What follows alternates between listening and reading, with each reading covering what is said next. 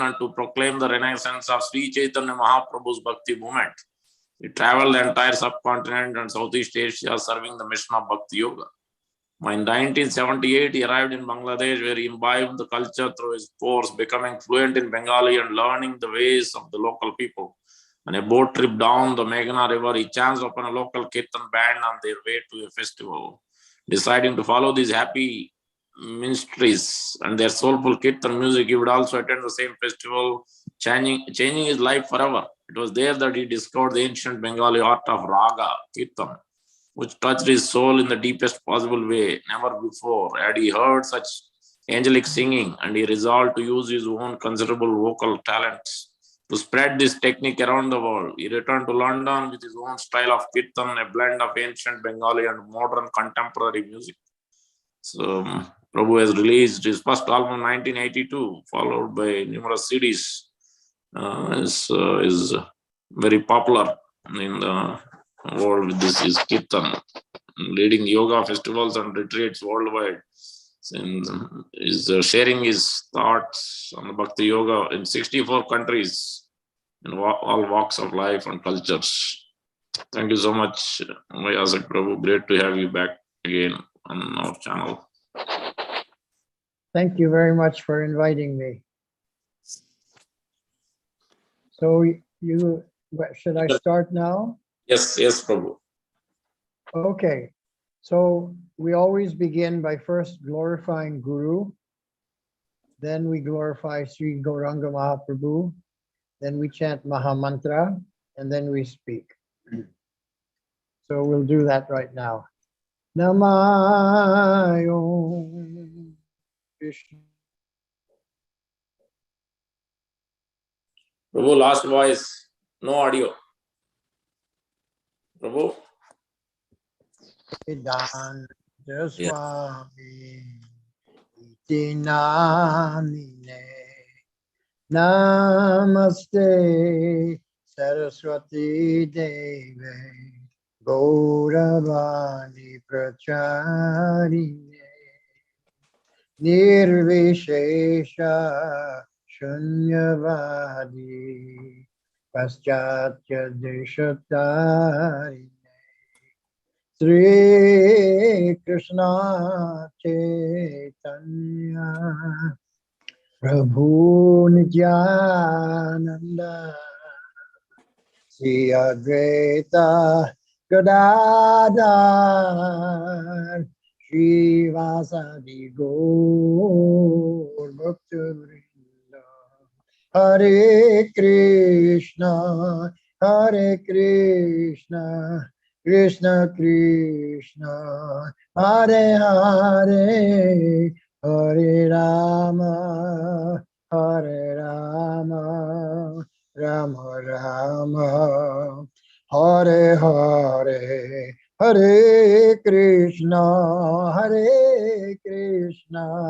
Krishna Krishna Hare Hare Hare Rama Rama Rama Hare Hare Jaya Jaya Prabhupada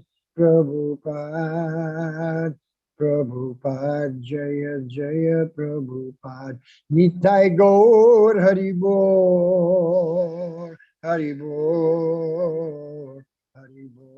Nitai Gaur Haribol.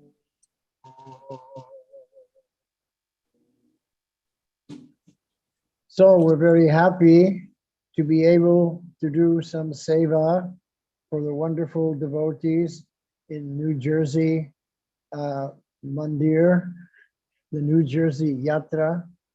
And today I was requested to speak about Bhomashura. Bhomashura was a demon, an asur, that was killed by Krishna. Now, Bhomashura, we should understand by his name, Bhoma Asura. He was the son of Bhumi Devi. So it's some people might think it's very strange that Bhumi Devi, Bhumi Mata, she had such a demoniac son. But we also see in the case of Hiranyakashipu, he was a great demon and he had a devotee son. So this is a different situation where you have a devotee mother and a demon son. Now, for most parents, every parent actually, they want that their children should be like them. But that's not always the case. And we see in this case with Bhomashura, the child was not like the mother. And in the case of Prahlad Maharaj, this child was not like the father. So Bhomashura, he was very, very powerful. So powerful that he had kidnapped 16,000 princesses by conquering them from the different palaces of various kings. In other words, 16,000 kings. He went to the different palaces of these kings, conquered and stole the beautiful princesses, and keeping them for himself. This was his mood. So this was Bhomashura. So because the demons are always against the demigods, the suras. So this demon, Bhomashura, became so powerful that he even was attacking the demigods. So by force, he's also a thief. He was not only a horrible demon, but he was a thief. So when he went to the kingdom of Varun, he stole the umbrella from the throne of Varuna. He also stole the gorgeous earrings from Mother Aditi, who was the mother of all the devas, the demigods. And he conquered one portion of Mount Meru, known as Mani Parvat, and he occupied it there. So Lord Indra, who was the king of Swarga, he became very disturbed, and therefore he came to Dwarka to register a complaint about Bhomashura before Lord Krishna. So Lord Krishna, hearing this complaint from Indra, said to Indra, "Don't worry, I'll take care of this Bhomashura." So then immediately Krishna decided he would accompany his wife Satyabhama would accompany him, and immediately Krishna and Satyabhama started for the abode of Bhomashura, riding on the back of Garuda.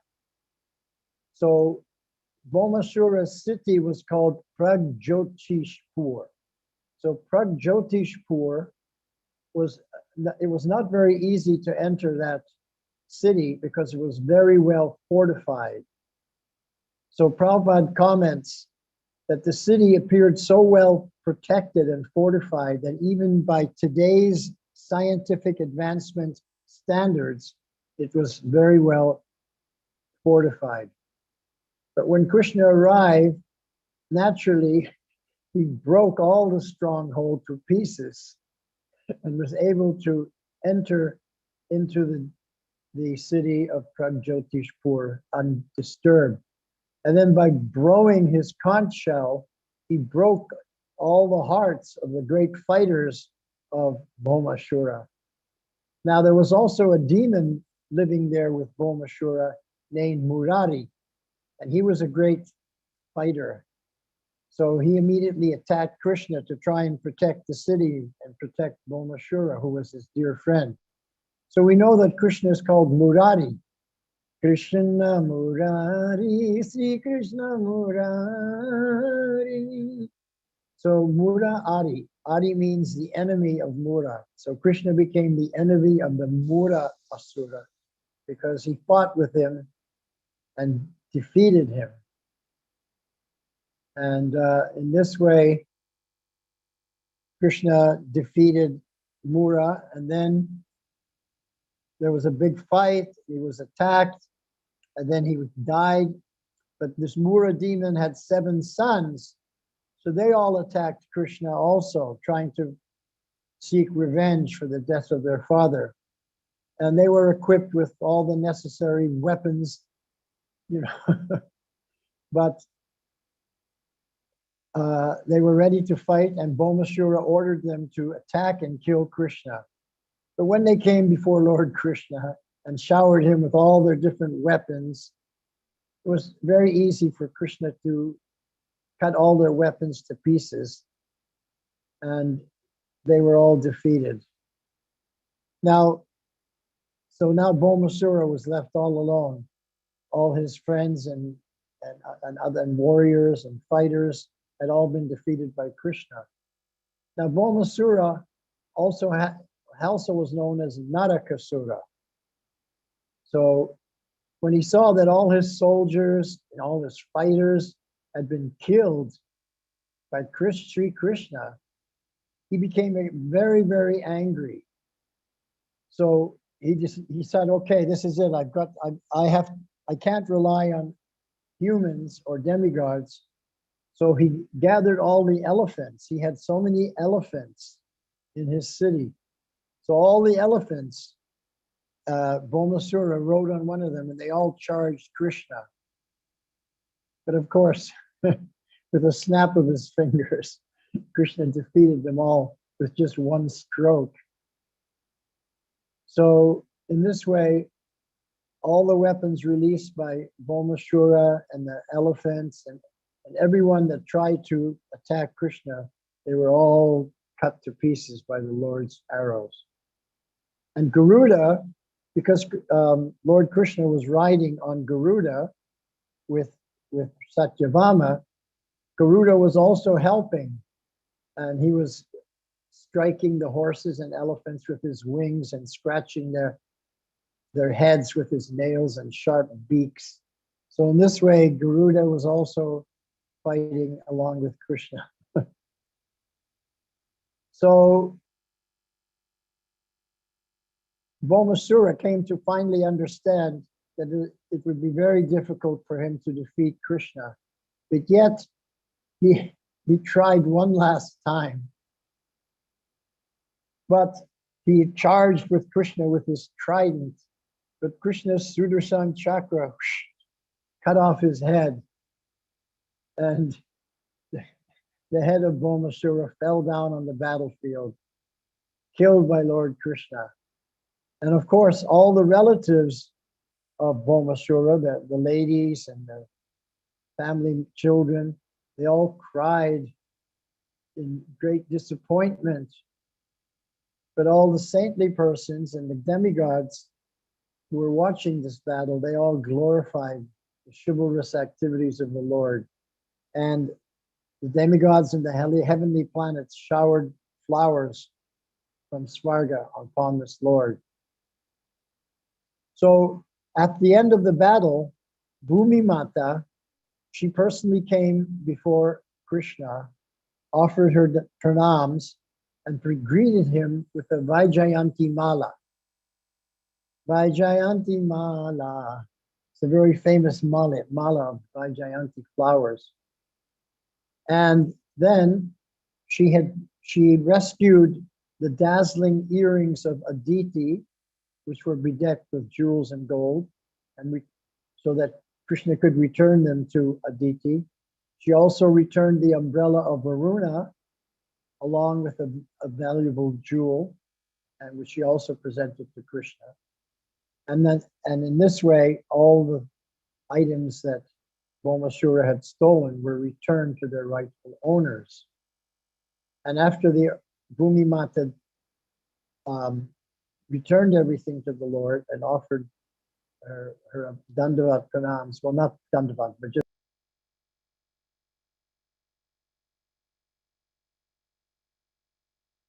devotional ecstasy, she offered some prayers. I'm going to read a few of these prayers here that Prabhupada translated for us.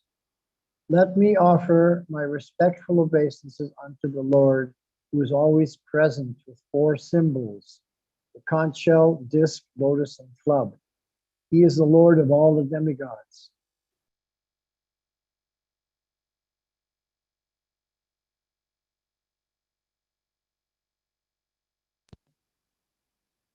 And in order to satisfy your devotees, you descend to the earth in your various transcendental incarnations, which are appropriate for the devotees to worship and to fulfill their desires. My dear Lord, the lotus flower grows out of your navel, and you're always decorated with a garland of lotus flowers. Your eyes are always spread like the petals of the lotus flower, and therefore you are all pleasing to the eyes of others. Your soft and delicate lotus feet are always worshipped by your unalloyed devotees, and those lotus feet pacify their lotus-like hearts. I therefore offer my respectful obeisances unto you repeatedly, again and again.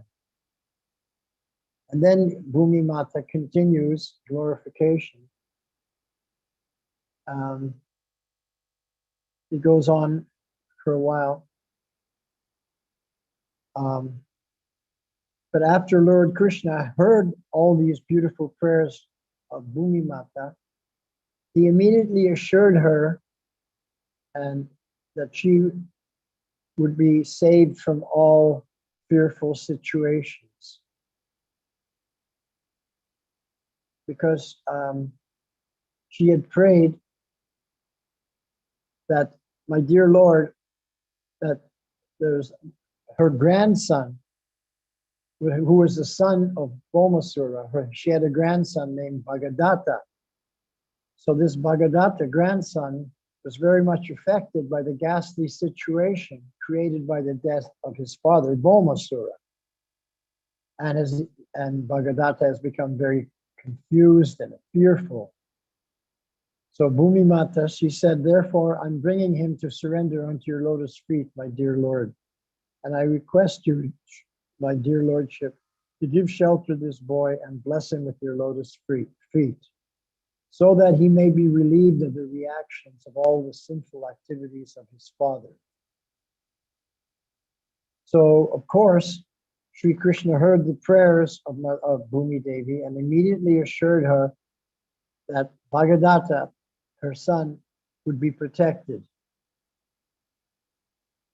And then, in the palace, Krishna went into the palace to rescue the 16,100 princesses that Bhaumasura had captured from the different palaces of the different kings of the demigods and kept them in prison-like situation.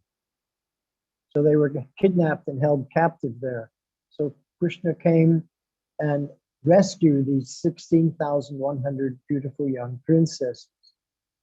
Now, when the princesses saw Krishna entering the palace to rescue them, and that he had killed all the demons, they immediately became captivated by Krishna's beauty, and they were praying for his costless mercy.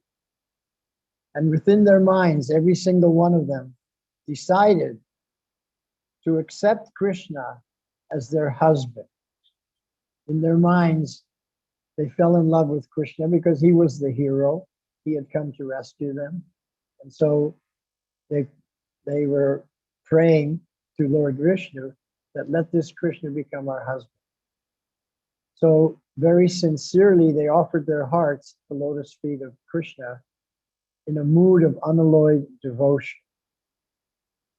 So Krishna, who is the super soul in everyone's heart, he could understand their desire, which was uncontaminated. It was pure, because any desire we have to love the Lord, become the servant of the Lord in any rasa, to become the wife of Lord Krishna is conjugal rasa, Madhurya Lila. So that desire is an uncontaminated, in other words, a pure desire.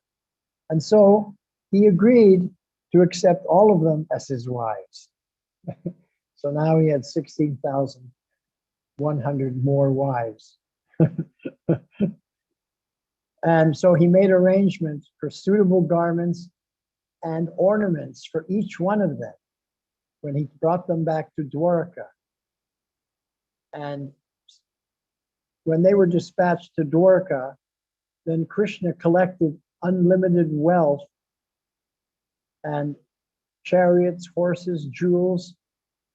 And in this way, the Krishna took all these things from that previously belonged to Bhomashura, Pragjotishpur, from that city, and everything was dispatched to Dwarka. Once that had been accomplished, then Lord Krishna and Satyabhama entered Amaravati, which is the capital city of the heavenly planets, to inform Lord Indra, King Indra, that he had accomplished his mission of destroying Bhaumasura. So King Indra and Sachi Devi, his wife, welcomed Krishna, and Krishna presented Indra with the earrings of Aditi so that Indra could return them to Aditi. Now, while they were in the capital city of Indra, Satyabhama mentioned to Krishna that you gave me a promise that I would get a parijata tree. So, because in Amravati there are many parijata trees which only grow in the heavenly planets, so because she was there in the heavenly kingdom, with her mystic power, she uprooted a parijata tree and placed it on the back of Garuda. She wanted to take it back to Dwarakapuri. Because one time in the past, Narada Muni had taken a parijata flower and presented it to Krishna's senior wife, Sri Rukmini Devi. And on account of this, Satyabhama had developed an inferiority complex. She also wanted this wonderful parijata flower as a gift from Krishna. Because Krishna understands the competitive nature of co-wives. So he smiled and he said, why are you only asking for one flower? I'll give you the whole tree. Just take the whole tree. So Krishna already knew in advance Satyabhama's desire to have a parijata flower. And that's why he purposely took Satyabhama with him, so that she could collect the parijata with her own hand. But she not only got a flower, she got the whole tree.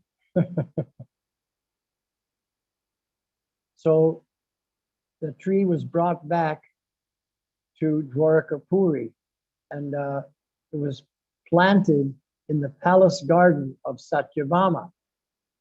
And because of this extraordinary tree, the garden house of Satyabhama became extraordinarily beautiful.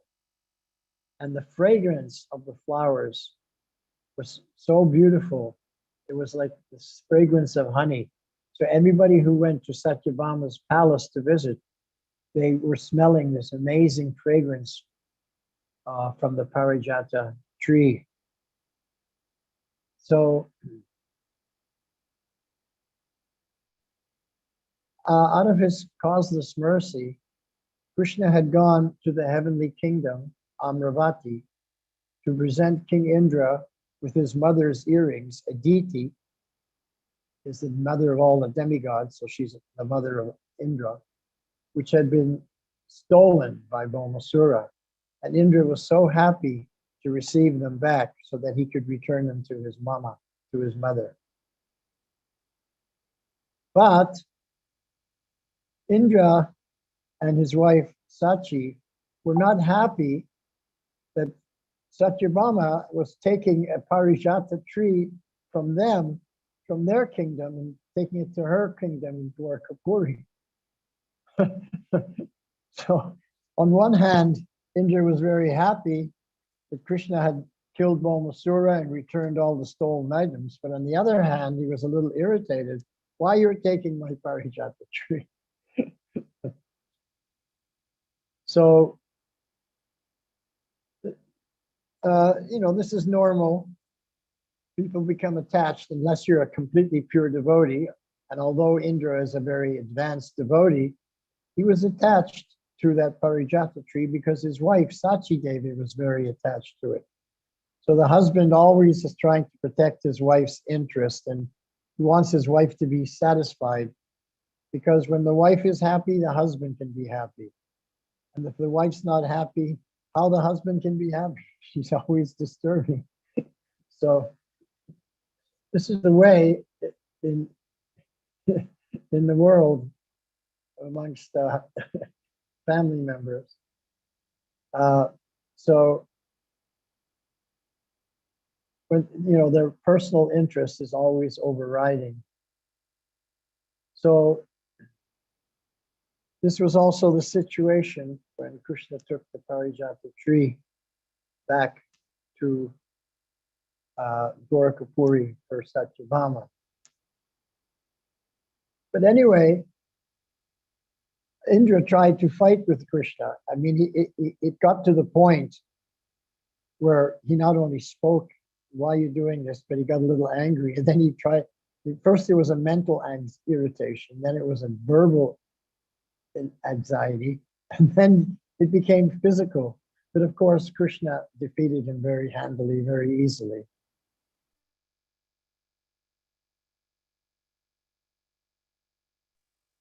So Krishna wanted to arrange to marry the 16,100 princesses that he brought to Dwarkapuri from Pragjotishpur, the city of Bhomashura. So how did he do that?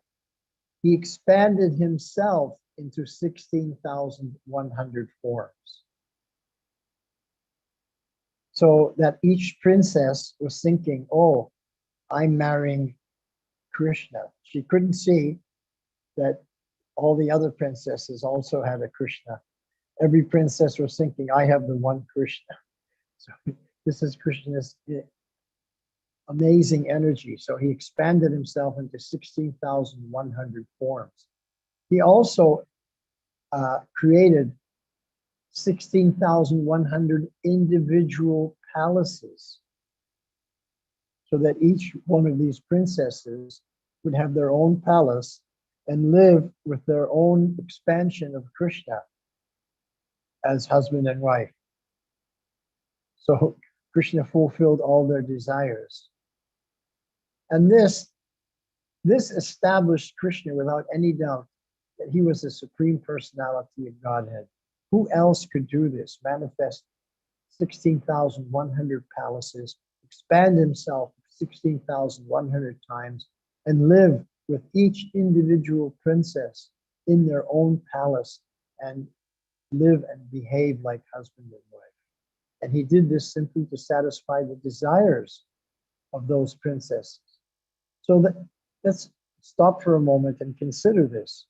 What Krishna did is absolutely amazing. It's fantastic. But he did it to satisfy their desire. Because Krishna explains in Bhagavad Gita, he fulfills all desires. Ye yata mam tapadyante comes to taiva bhajamyaham. As you're approaching me with some desire or some mood, then I reciprocate with you accordingly. So we know, Prabhupada has explained to us that Krishna fulfills all desires. So if he could fulfill the desires of 16,100 princesses, create 16,100 palaces, and expand himself 16,100 times, just think how simple and easy it will be for Krishna to fulfill our desire. All we have to do is desire to serve Krishna in some way. Oh, Krishna, I mean, this was my desire. I'll be honest with you and I'll explain that I wanted to serve Krishna through kirtan. Why was that? Because Prabhupada had given me the name Vaiyasaki Das. Vaiyasaki in Sanskrit means the son of Shukdev Goswami. In Sanskrit grammar, we have the what do you call it? A lesson that guna takes vriddhi. That the short vowel sound guna, when it becomes a long vowel sound in a person's name, it denotes offspring. So Vyas, guna, Vyas, it's the guna vowel sound, becomes the dida vowel sound. Vaiyasaki denotes the offspring of Vyas, which is Sukadeva Goswami, just like we have Maharaj Janak. And the offspring of Janak Maharaj is Janaki, Sita Devi. So in this way, this is the Sanskrit grammar. So in this way, Krishna fulfills all our desires. And he fulfilled all the desires of these princesses. Because there is nothing impossible for Krishna. He's the Supreme Personality of Godhead. Nothing's impossible for him. He's the controller of all energies. He's all powerful. He's omnipresent. He's imperishable. There's nothing that he cannot do. And not only did he create 16,100 gorgeous palaces for each individual princess that he was going to marry, but each palace was filled with suitable gardens, suitable furniture, and all other paraphernalia for each princess who was now going to become the queen to their Krishna. So there's no parallel to this anywhere. And this is not an exaggeration. This is a history from Srimad Bhagavat. And we should understand that these princesses who became the queens of Krishna, 16,100 queens of Krishna, they were all expansions of the goddess of fortune, Lakshmi Ji. So Lakshmi Ji expanded herself 16,000 times, and Krishna expanded himself 16,000 times, so that he could fulfill the desires of Lakshmi. How wonderful. So Krishna lived with each one of these expansions of Lakshmi in their all their various palaces, and then he treated them exactly the way a husband treats his wife. So they were all very satisfied. So we should always remember that the Supreme Personality of Godhead, Krishna, when he comes to the Bhoma Lila, to our planet, well, all the material planets in the universe, he performs this Lila exactly like a human being. But he shows his extraordinary opulences, which are non-human. So he's acting like a human, but yet his opulences and his Shakti, his powers, are completely amazing and extraordinary that no human could ever possibly imitate. And he did that by simultaneously marrying more than 16,000 wives in more than 16,000 palaces and behaving with them just like an ordinary husband, strictly following the husband and wife relationship.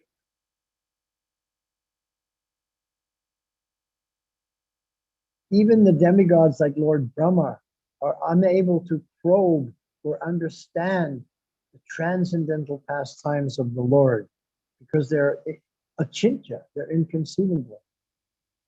But these wives, these princesses, were so fortunate that they got the Supreme Personality of Godhead as their husband. So in the dealings with Krishna and his queens as husband and wife, Krishna would smile, he would talk, he would joke, he would brace, and in their conjugal relationship, ever increasing love developed more and more. And in this way, Krishna and the 16,100 queens enjoyed transcendental happiness in their household life, in their Vatsalya rasa.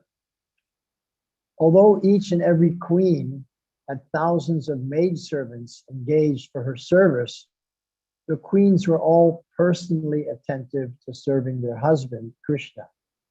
So it's very interesting. In the palace, Krishna arranged for everything for the princesses when they became queens. They had so many maidservants, but no maidservant was allowed to serve Krishna.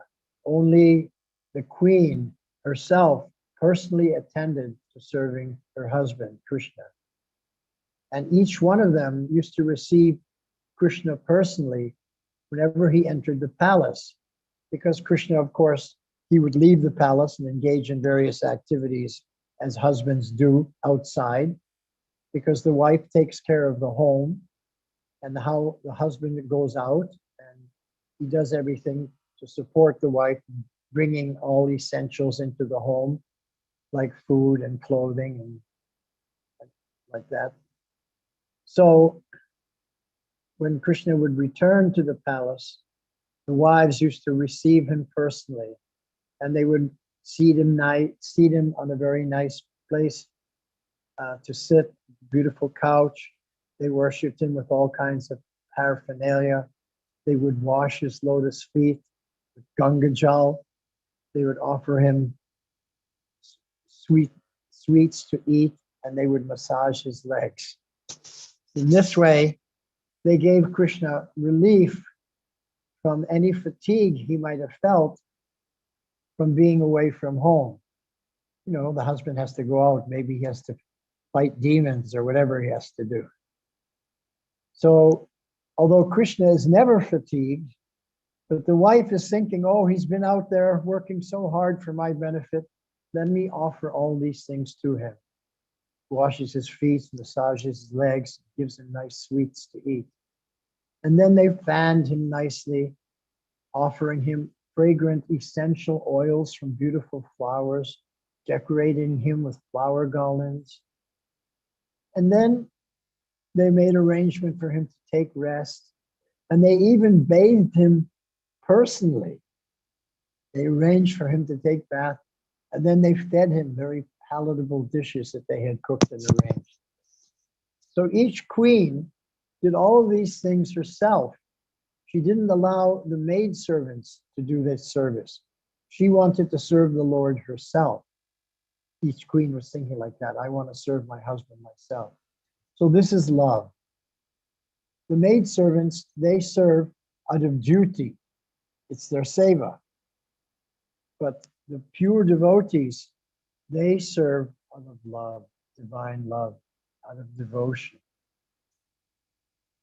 So in this way, Krishna and his different queens displayed ideal grihastha ashram, householder life on this earth.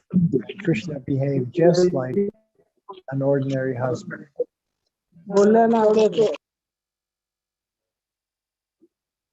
Yes? Someone has a question? I heard someone speaking. No, Okay, go ahead. does anyone have?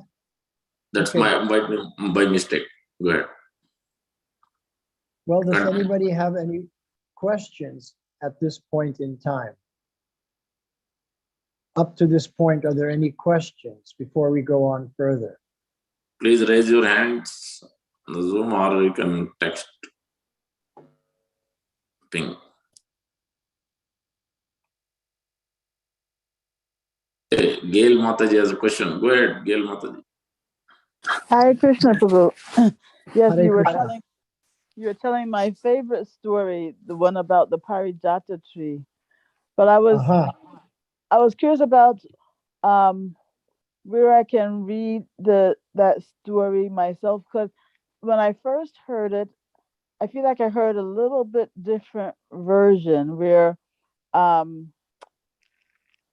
know, Satyabhama got so distraught when she heard that Krishna had given Rukmini a flower, right? And so as a result, I mean, she like became a mess, because she was so upset, that Rukmini had gotten a flower and she nothing. And so as a result of that, you know, um, Krishna tried to pacify her and said, okay, I will also get you a flower. And she was like, no, a flower will not do. I want the whole tree. So it was like, that's how the version I heard is that's how it came about. So I think your version was a little bit different. So I'm just wondering. Well, my version is directly from the Krishna book. Okay. And the Krishna book does say what you said, but kind of indirectly, not so directly. It said that Krishna understood in the Shastra, it says Krishna understood the mind of Satyabhama, that she was jealous and that she wanted also a flower, but she didn't want to be number two. She wanted to have more than one flower so that she could be number one. Because love means that you make someone else number one in your life and they make you number one in the life. So she wanted to have that relationship with Krishna, that I'm number one for you and you're number one for me. She didn't like that maybe Rukmini was number one in Krishna's heart. You know what I'm saying? So this is jealousy, and it's natural. So the Bhagavatam does refer to that, although it doesn't get into it very deeply, saying that she was jealous and this and that. But Krishna, it does say Krishna understood her mind and her heart. And so he said, why just one flower? Take the whole tree. So she was very happy to take the whole tree. So did I yeah, it's answer just that it seemed like the way you told it, it's the initiative to get the whole tree came from Krishna rather than from Satyabhama. Well, it did, because Krishna understood the mind of Satyabhama. Okay. In your version, you're saying that Satyabhama got very angry and she chastised him. I want the whole tree. Yeah. But that's not the way that Satyabhama related to Krishna, perhaps in this incident, according to Srimad Bhagavatam. She was a little more tactful. But Krishna, it says in the shloka that Krishna is Paramatma in everyone's heart, so he could understand her mood. So she didn't have to express it vocally or verbally, because Krishna understood. So in that sense, you're right, it did come from her, but it was Krishna who enacted it. He fulfilled her desire. This is what I was saying. In this Leela, we see how Krishna is fulfilling the desires of everyone, and how amazing it is that Krishna fulfills these desires. This is what I was saying. And how easy it would be for Krishna to fulfill our desires, because our desires are nothing like these desires. You know, all we have to do is desire something to be like Krishna, to serve Krishna. So I was saying, I had the desire, I wanted to become a Kirtaniya, because Shukdev Goswami attained perfection through Kirtan. And my name was Vaiyasaki Das, which means the son of Vyasadeva, who's Sukadev Goswami. So I had my desire, I wanted to fulfill the purport of the name that Prabhupada gave me. And so I acted in such a way and prayed to the Lord in such a way that this was my desire. And he fulfilled my desire beyond my wildest imaginations even. Because sometimes when I sing, I realize it's not even me singing, because I can't even sing like that. It's Paramatma, just opening up and taking over. And this is something that every devotee should be experiencing, that we become the instrument of the Lord, that when we're totally fixed in our seva, Paramatma helps us. You know, it says in the Shastra that Krishna is the ability in man. That means that Krishna takes over and gives us abilities that we normally wouldn't even possess. And I realized that over the years. And sometimes when I'm asked to lead kirtan, let's say a Mangalarti in a big temple with so many thousands of people on a holiday festival day, I have to pray to Krishna before I begin singing, saying, my dear Lord, by your mercy only am I able to sing. And I know but any moment you could take away any talent or mercy that, you know, for me to sing, and I could sound like a frog. So please don't do that. Don't let me appear like a fool in front of everybody. So in this way, we have to become more humble and the grass, and then Kirtaniya Sadahari, then we'll be able to always glorify the Lord through kirtan or whatever seva we're doing, and the Lord will accept. So I'm just sharing with you my understanding on these leelas. I hope that I was able to. Yes, you did, Prabhu, satisfy. but yes, you did. But you just sparked other questions. Like when we are praying to Krishna, your point is that Krishna can do anything, but so we should have that faith or confidence. But aren't there some things, even though we pray to Krishna for them, that he won't actually fulfill if he feels that it's not beneficial for the relationship? That's not how it works. That means you don't have free will. That means Krishna interjects and says, no, you can't have that. I want this for you instead. But Prabhupada explains that we should be very careful about what we wish for, because we may get something what we wish for that we don't actually want. So unless you're the pure devotee like Srila Prabhupada, then Krishna, or like Arjuna, then Krishna acts as a servant to his devotee. That's true. On that level, Krishna became the chariot driver for Arjuna.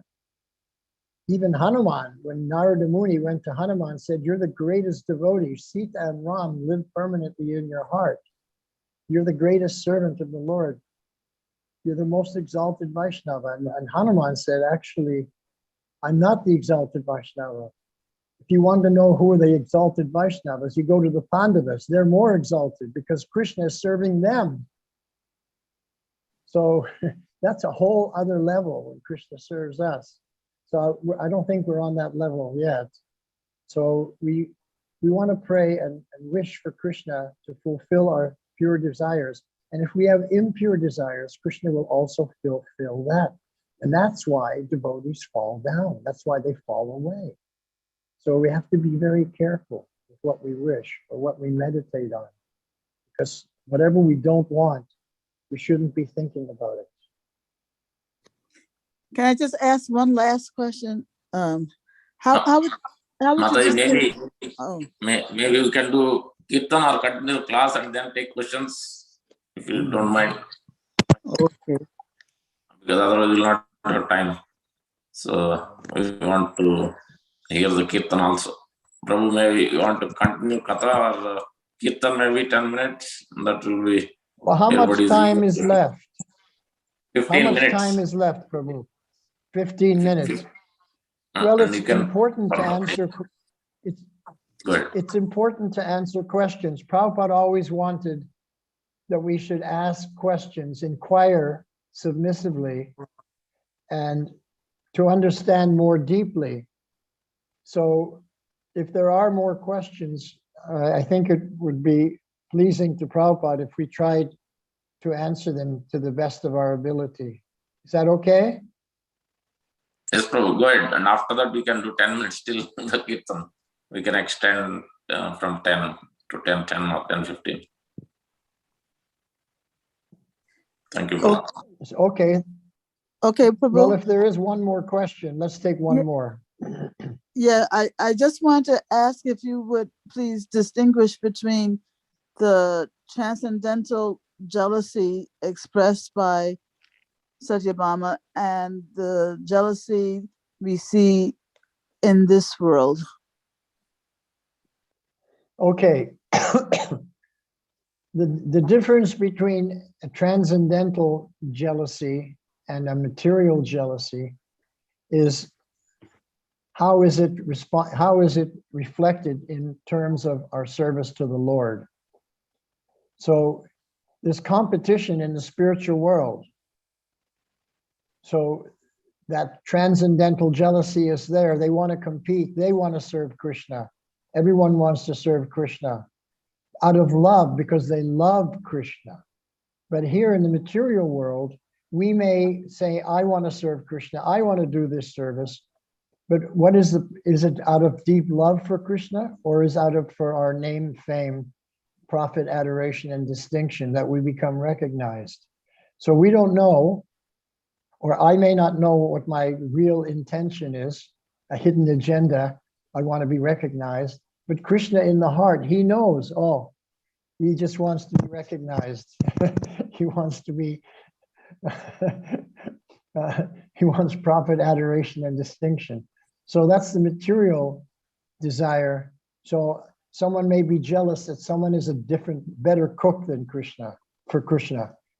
Like maybe the one temple's cooks are hearing that in another temple, the prasadam is better.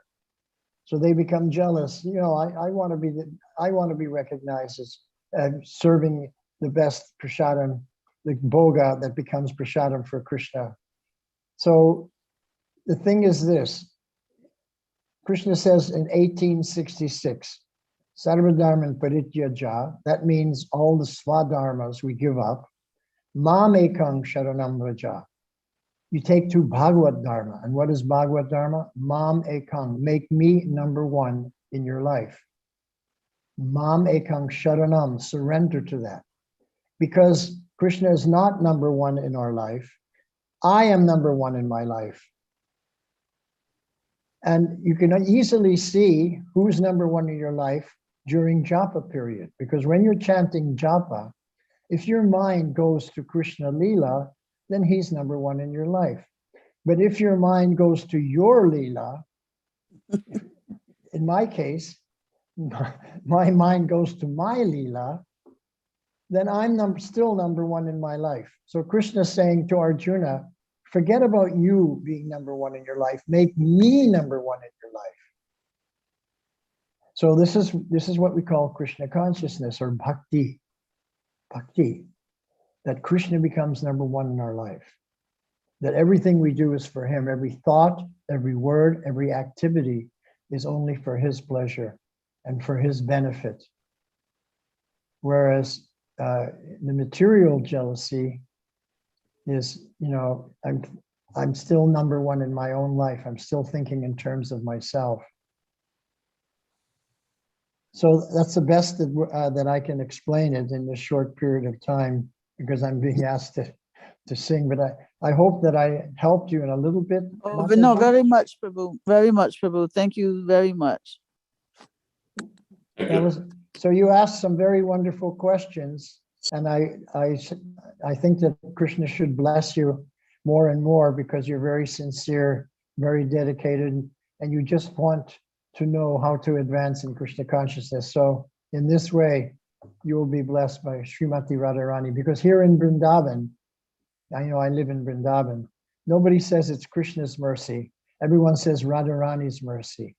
Everywhere else in the world, people worship Krishna as God. But in Vrindavan, everyone worships the pure devotee, the topmost pure devotee, Srimati Radharani. So that's the difference here. So we always say Radharani's mercy, but I said Krishna's mercy because that's what you know when you're in America. Hare Krishna. Well, your blessings make me want to cry. Thank you so much. Hare Krishna. Thank you. Go ahead. Go ahead. Yeah, it's me. Thank you so much, Prabhu, for blessing us with amazing Krishna conscious wisdom. One question comes through this story to the mind of the devotees in general, but also to me. 16,108 wives, and then these are the Dashera Diwali times. So we're reading, absorbing ourselves in Lord Ram's pastimes, and Lord Ram's is Ekapatni, one wife. Ek Patni Brata. Ek Patni Brata. So, and he's Maryada Purushottam. Lord Ram is Maryada Purushottam. That means he's the one who established standards for us to live in this world. Right. He establishing the Ram Raja in this world. Correct. So what is your question? So question then sometimes could be confusion that Lord Krishna, he gave shelter to 16,100 wives, and Lord Ram is only giving shelter to one wife. So for us, the Jiva souls, in terms of following the footsteps of who should we follow, we can get a bit confused that, okay, if I have some challenge in my life or something, Prabhupada's Okay, so I examples I was reading the other day. I understand your question. Who should we follow, right? Lord Krishna or Lord Ram? Or you want, there seems to be a little confusion here. Lord Ram had Ekpatni Vrat and Krishna's marrying 16,000. So here's the answer. Lord Ram came to give the example of how to live a dharmic life in this world. That was his mission, to set the example, to be the living truth of Dharma for everyone in this world. Krishna does not come in this world to set that example. Krishna comes to exhibit his leelas, his extraordinary power. It's a whole different reason for coming to this world. One is to give education, how to live a dharmic life. Lord Ram is teaching this, how to establish Ram Raja, so that we all live according to Dharma Shastra. But Krishna is not coming for that purpose. He's coming to show his prowess as Supreme Personality of Godhead, to perform unbelievable leelas that for him are nothing, so easy and so simple, to give us an idea of what the spiritual world is all about. In Ram Leela, we don't get an idea of what Ram is doing in his spiritual world. He also has his spiritual world in Ayodhya, but we don't see any of that. We only see how he behaves in this material Ayodhya, where he performed his pastimes in Bhoma Leela. So I think that if once we clarify the reasons for their coming, then it's easy to follow Lord Ram and follow the Dharma Shastras. That's what we want to do, but we become inspired to go back home, back to Godhead, by hearing about the leelas of Lord Krishna, that this is what the spiritual world is all about. A million times greater than what we can experience here in the material world. So I hope that that clarified something for you. No, thank you so much. Thank you, Prabhupada. All good to Srila Prabhupada. Jai Srila Prabhupada. Everything I know, I learned from Srila Prabhupada. So is that, how Yes. are we doing for the time now, Krishna Yes, Namananda Prabhu? You can do the Kirtan, Prabhu, now. I think no more For questions. how long? At least 10, How 15 much? minutes. 10, 15 minutes. Well, Kirtan means call and response. They can't do a call and response because I can't hear anybody.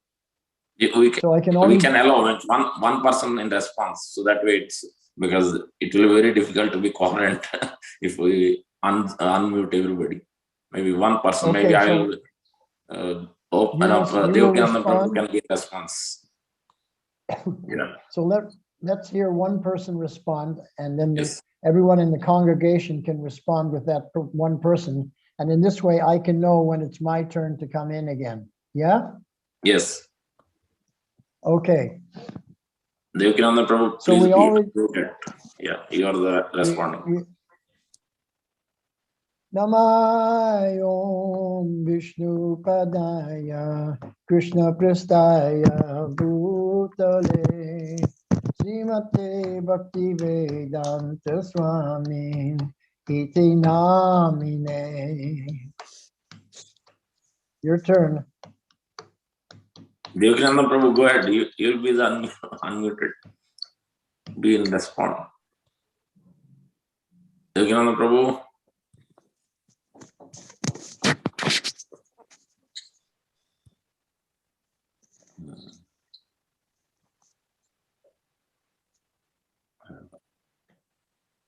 Well, Okay, so let me do a kirtan by myself, okay? Yes. So Shravanam Kirtanam. I'll do the Kirtanam and you'll do the Shravanam, okay? Yes. Thank you. Thank you so much. Okay. So this is a very beautiful melody.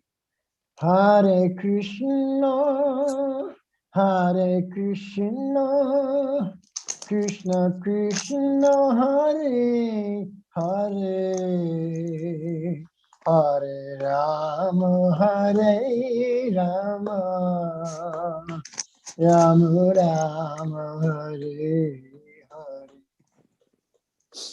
Hare Krishna, Hare Krishna, Krishna Krishna, Hare Hare, Hare Rama, Hare Rama, Rama Rama, Hare Hare. Hare Krishna, Hare Krishna, Krishna Krishna, Hare Hare, Hare Rama, Hare Rama, Rama Rama, Hare Hare. Hare Krishna, Hare Krishna, Krishna Krishna, Hare Hare, Hare Rama, Hare Rama, Rama Rama, Hare Hare. Hare Krishna, Hare Krishna, Krishna Krishna, Hare Hare, Hare Rama, Hare Rama, Rama Rama, Hare Hare. Hare Krishna, Krishna Krishna, Hare Hare, Hare Rama, Hare Rama, Rama Rama, Hare Hare. Hare Krishna, Hare Krishna, Krishna Krishna, Hare Hare, Hare Rama, Hare Rama, Rama Rama, Hare Hare. Hare Krishna, Hare Krishna, Krishna Krishna, Hare Hare, Hare Rama, Hare Rama, Rama Rama, Hare Hare. Hare Krishna, Hare Krishna, Krishna Krishna, Hare Hare, Hare Rama, Hare Rama, Rama Rama, Hare Hare.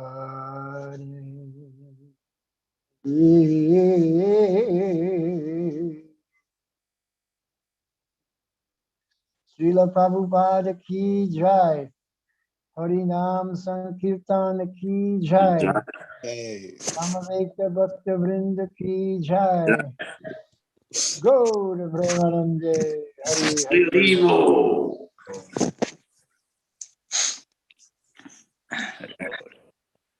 Thank you so much, Vaiyasaki Prabhu. We hope that you are here. You are doing in-person kirtan. So yeah, hopefully we'll see you next year here in New Jersey. Yeah, so thank you very much for inviting me and making me feel as a part of the congregation of the New Jersey Yatra. So I will always remember how wonderful you have been to me. And I hope that one day I'll be able to reciprocate and serve you in some nice way for your benefit also. Jai All glories Prabhupada. to you. All glories to Great Vaiyasaki Prabhu. All glories to Prabhupada. Thank you. Thank you. Thank you so much, Prabhu. Okay. Bye Devotee. bye. Yeah. Mancha kalpatarubhyasya kripa sindhu payavata Devacha. Patitam Pavanebhyo. Vaishnavebhyo Namo Namaha. वैष्णववृंद की जय Hare Krishna.